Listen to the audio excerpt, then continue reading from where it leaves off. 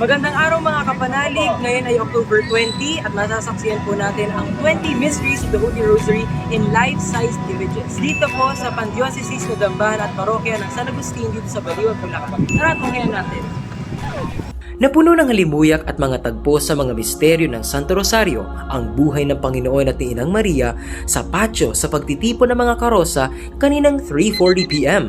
Kumpleto at walang kulang. Naroon ang mga imahe ng misteryo ng tuwa,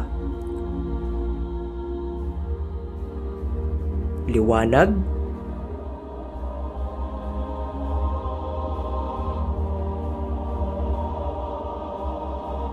hapis,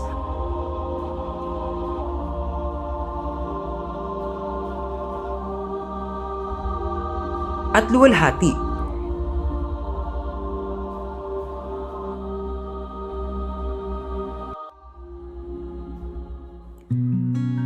Sinundan naman ito ng ilang mga imahe na Mahal na Birheng Maria at iba pa mga santo at santa tulad na lamang ng Mother of Perpetual Help, Saint Catherine of Siena, Saint Dominic of Osma, Saint Joseph, and Our Lady of the Most Holy Rosary. 4 p.m. ay nagsimula ang prosesyon. Di ko naalintana ang init at nakapapasong init ng araw. Ganon rin naman ang mga tao. Lahat sila nanonood. Yan ang aming shrine rector, si Father Narciso Sampana. Nakangiti si Father sa bawat tagpong dumaraan sa harapan niya upang kanyang basbasan. Na-inform ang mga mananampalataya sa pagpapakilala sa bawat tagpo. 4:45 p.m. ay nakalabas na sa patio ang lahat ng mga karosa. Talagang napapahinto ang bawat nakamotor, yung mga nakasasakyan sa pagdaan ng mga imahen at sa kanilang pagtingala ay ang pagkamangha at pagbulong ng munting panalangin. A moment to reflect for a while. Ganoon rin naman, nakatutuwa ang mga nagdudungaw ng kanilang mga imahen bilang pakikiisa sa pagdaan ng prosesyon.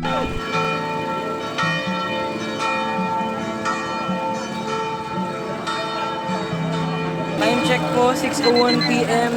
Nakabalik na ulit dito sa Diocesan Shrine and Parish of St. Augustine ang prosesyon ng 20 Mysteries of the Holy Rosary.